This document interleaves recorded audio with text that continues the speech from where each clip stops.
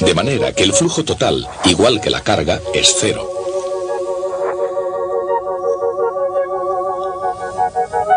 El flujo magnético se define exactamente de la misma manera.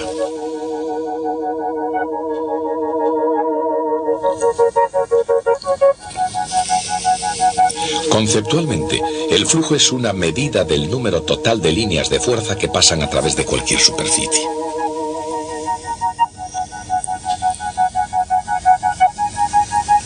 Pero como todos los imanes son dipolos, el flujo magnético total a través de cualquier superficie cerrada es siempre cero.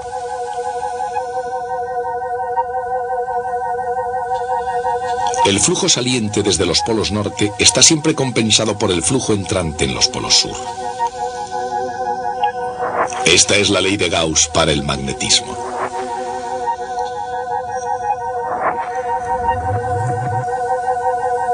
Entonces, como para cualquier otro imán, el flujo magnético total que sale de la Tierra es exactamente igual que el flujo que entra en la Tierra.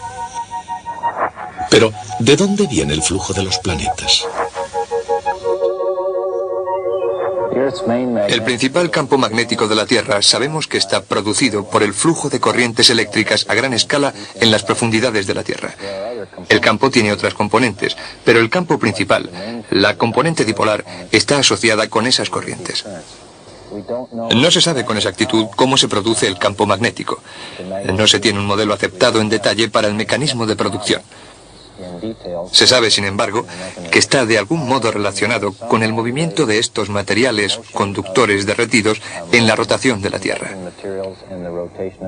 Esos materiales son, sobre todo a grandes profundidades, fundamentalmente níquel y hierro fundidos. Dado que el campo magnético de la Tierra proviene de la rotación de la misma, se alinea más o menos con esa rotación. En realidad, todo el campo da una oscilación por día, ya que está desplazado unos 11,5 grados.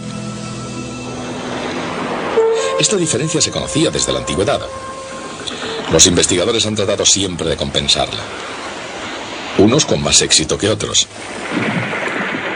Pero incluso los mejores navegantes consideran que el campo magnético de la Tierra no está completamente fijo. El campo magnético de la Tierra está cambiando continuamente. De hecho, las cartas de navegación, esas que usamos para determinar nuestra dirección tomando medidas con brújulas, tienen que ser cambiadas con bastante frecuencia, con el fin de que sean suficientemente precisas para la navegación. De manera que el campo está cambiando constantemente. Hablando en términos de millones de años, cambia mucho más impresionantemente que eso. De hecho, la polaridad realmente se invierte, y no de forma periódica, sino de forma aperiódica. Sin embargo, frecuentemente en términos de tiempo geológico. Desde un punto de vista geológico, este cambio de los polos magnéticos de la Tierra, el norte por el sur, tiene lugar con bastante frecuencia, aproximadamente cada medio millón de años más o menos. Comparen este ciclo con la frecuencia con la que el Sol cambia su polaridad. El campo del Sol cambia de dirección cada 11 años. Este es un proceso notable que comienza con las manchas solares. La polaridad magnética de las manchas solares es diferente en cada ciclo sucesivo de 11 años. Una mancha solar es una región oscura que vemos sobre la superficie del Sol y que encontramos como resultado de campos magnéticos intensos. Las manchas solares siempre aparecen en pares, ya que no hay monopolos magnéticos. Así, yo tengo que tener siempre un norte y un sur, o una polaridad positiva y una negativa juntas. Por lo tanto, yo procuro ver dos grandes manchas solares. Las líneas magnéticas de fuerza irán desde una mancha solar a otra. Vemos aparecer las manchas solares como si un gran tubo de flujo magnético hubiera surgido de debajo de la superficie. Y vemos la intersección de este tubo con la superficie como una mancha solar muy intensa.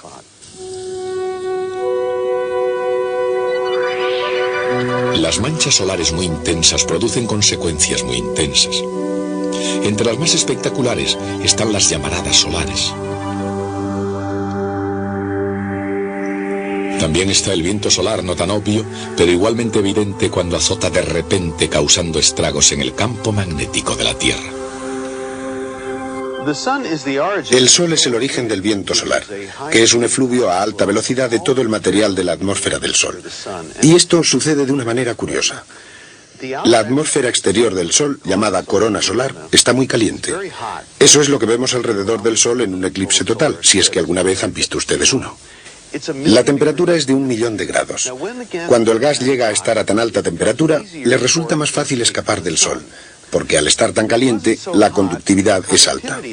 La temperatura del viento solar se mantiene alta hasta una gran distancia. Incluso en la Tierra es bastante alta. Por lo tanto, el gas puede escapar del Sol y fluye hacia afuera bajo el control del campo magnético. En realidad van juntos. El viento solar arrastra las líneas de fuerza y entonces éstas controlan el material. De manera que el Sol es el responsable del viento solar al calentar el material de la corona. Si se tiene un gas de partículas cargadas en un campo magnético, estas pueden moverse con mucha facilidad a lo largo de las líneas de fuerza. Pero cuando tratan de moverse transversalmente a las mismas, giran en espiral. Esa espiral es producida por lo que se llama la fuerza de Lorentz.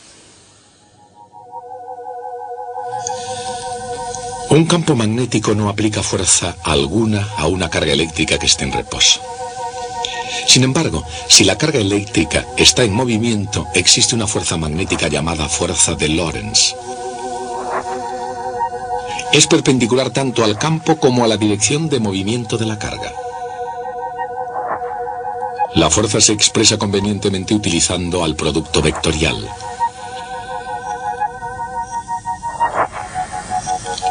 Como la fuerza magnética que actúa sobre una carga eléctrica en movimiento es siempre perpendicular a la velocidad, la fuerza no la hace aumentar ni disminuir.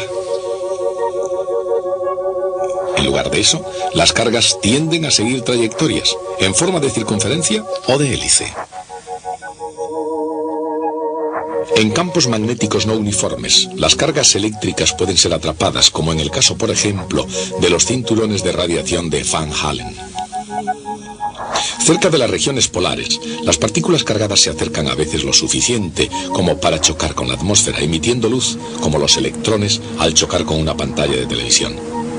Ese es el origen de la espectacular aurora en los polos norte y sur. Sin embargo, en general, el efecto del campo magnético es mantener las partículas cargadas lejos de la Tierra. El campo magnético de la Tierra actúa como un escudo protegiéndonos de las partículas energéticas del Sol y de los rayos cósmicos, de manera que en realidad somos afortunados por tener el campo magnético de la Tierra. Es una de las cosas que estimulan la vida en la Tierra tal como la conocemos. Algunos otros planetas tienen campos magnéticos. Júpiter, Saturno y Urano tienen campos magnéticos. Venus no tiene un campo magnético. Y en realidad, aunque antes la gente solía llamar a Venus gemelo de la Tierra porque son de tamaños similares y están casi a la misma distancia del Sol, ahora sabemos que no es ese el caso. Venus es como una Tierra en decadencia y la razón es que no tiene campo magnético que lo proteja como lo tenemos en la Tierra. Cuando William Gilbert proclamó que la Tierra se comportaba como un imán gigante, apenas se dio cuenta de que había dado con uno de los ingredientes decisivos que hacen posible la vida en la Tierra. Sin duda hemos aprendido mucho sobre la naturaleza del magnetismo, pero no olvidemos que todo comenzó con este libro de William Gilbert. Un libro que de hecho es muy raro. Se cree que solo existen 60 y tantos ejemplares de esta primera edición en todo el mundo. Y este ejemplar en particular es más especial porque tiene una inscripción en la primera página que se cree fue escrita por el propio Gilbert. Si esto fuera cierto, esta es la única muestra conocida de la escritura de Gilbert. Sin embargo, este libro, valioso y excepcional, no es lo más antiguo que se ha escrito sobre magnetismo. En realidad, hay un manuscrito sobre magnetismo que proviene de más de 300 años antes de que se editara el libro de Gilbert. Fue escrito por un hombre llamado Pierre de Maricourt, también conocido como Peter Peregrinus. Hoy diríamos peregrino, para recordarlo, Perico el Peregrino. Me gustaría decirles todo lo que se conoce sobre este personaje misterioso. Tenemos un manuscrito de él llamado Epístola, que es la palabra latina para carta, una carta escrita por él. El título de esta carta es Carta sobre el imán de Peter Peregrinus de Maricourt a Sigyrus de Fouquecourt, soldado. Punto. Fin del título.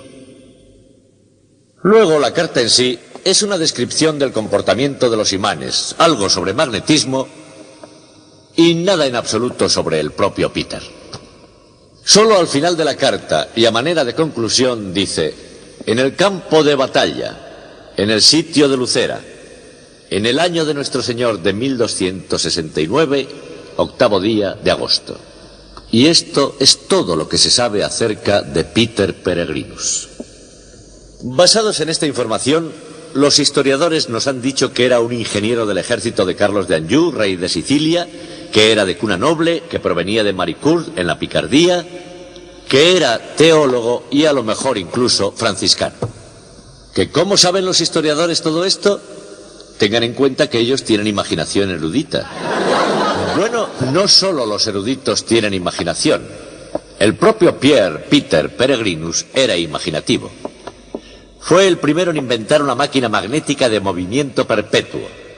Fue la primera de una larga serie.